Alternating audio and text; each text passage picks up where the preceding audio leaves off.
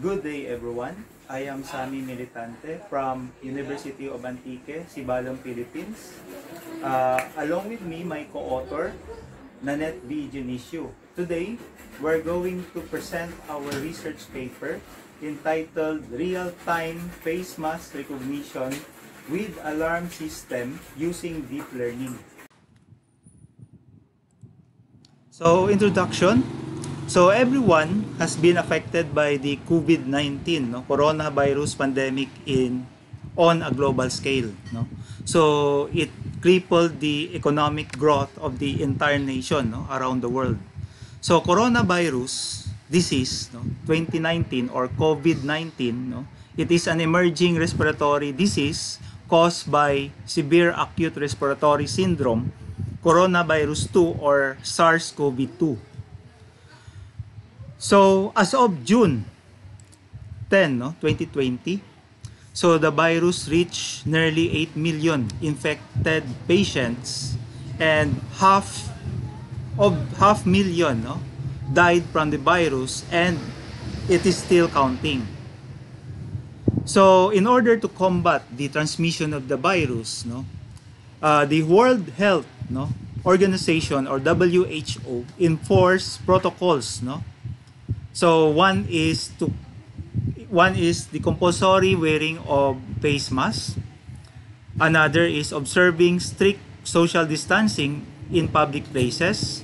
And another is washing of hands or sanitizing hands with disinfectants frequently. So these are some of the image in order to combat or to prevent the coronavirus or COVID-19. So wearing this mask will effectively disrupt airborne viruses so that such infections cannot reach the human being's respiratory system. And wearing masks is an inexpensive way to mitigate fatalities and respiratory infection disorders. So the efficiency of face masks in preventing disease transmission in the public has generally been reduced due to the insufficient face mask use. So deep learning techniques are applied to construct a classifier that will collect images from a person wearing a face mask or not from the database and differentiate between these classes of face mask wearing and not face mask wearing. So the objectives of our study is to create a system to classify facial images using the convolutional neural network. And we're going to employ deep learning methods in order to identify the wearing mask conditions. So this is our proposed convolutional neural network model. So convolutional neural network or CNN is a structured deep learning process that plays a groundbreaking push for a variety of applications, focusing on computer vision and image-based application. The fields in which CNN is prevalently used are facial recognition, object detection, classification of images, etc. So the components of the system is modeled of CNN model are shown in this figure. So this includes the image acquisition. So it is a first step of a real-time face mask recognition system. So high quality images of a person posing with the face mask and not wearing a face mask are obtained through digital cameras, cell phone cameras, and scanners. The next phase is the annotated dataset collection. So it is a knowledge-based dataset created by proper labeling of the captured image with unique classes. Next phase is the image processing. So the obtained images that will be engaged in the pre-processing step is further enhanced specifically for image features during processing. So the segmentation process divides the images into several segments and utilizes in the instruction of face mask covered areas in the person's space, no, from the background. The next phase is the feature extraction. It involves the convolutionary layers that obtain images or obtain image features from the resized images, and is also joined after each convolution with the ReLU. So max and average pooling of the feature extraction decreases the size. So ultimately, both the convolutional and the pooling layers act as a purifiers, no, to generate those image characteristics. And then lastly, the classification. So the final step is to classify images to train deep learning models along with the labeled images, no, to be trained on how to recognize and classify images according to the learned visual patterns. So the authors use the open source implementation using the TensorFlow module, using the Python and the OpenCV. So results and analysis. So input parameters were set equally to 224, no, size according to its input image, no, width and height. So the batch size during the conduct of training was set to 64 and we use 100 epochs, no. We have Adam optimizer with the learning rate of 0.001 is set for the optimization. And then in our study, the authors applied 12,500 images per class, and this data, no, is enough to train the deep learning model. So data augmentation technique is also integrated in the study.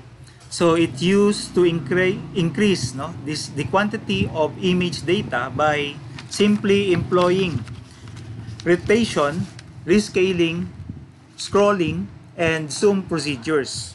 So the parameters for data augmentation, we integrate the horizontal flip, the nearest fill mode, the 0.3 factor for zoom range, the 0.2 width shift range, horizontal and vertical shift factors, and the 20 degrees, no, rotation range.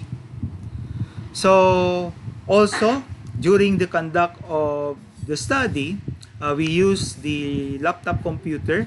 So it has a processor of, it used the Intel processor Core i7 with a speed of 2.2 gigahertz. The computer also has a video card size of 4 GB. It has a memory size of 16 GB, and we use the primary storage of 256 GB, no, for the SSD. So these are the result of training loss performance test during the training of model.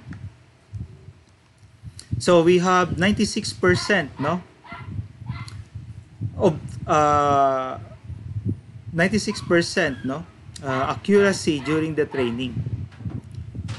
So these are the result of testing, no, of test images with the no face mask detected. So on the left figure, so it detected that the image, no, has no face mask detected, no, with 53.69. Another test image, on the right, we have no face mask detected with the accuracy rate of 91.22%. Another, we have the testing result of test images with face mask detected.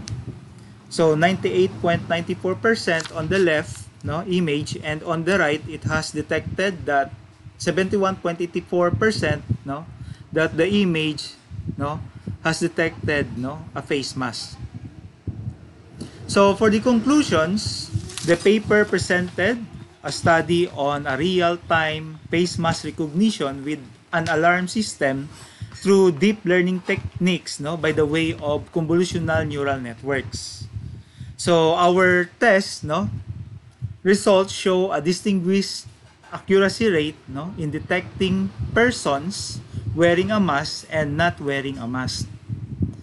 So the BGG16, no, CNN model achieved a 96% result for the performance accuracy during the training of the model.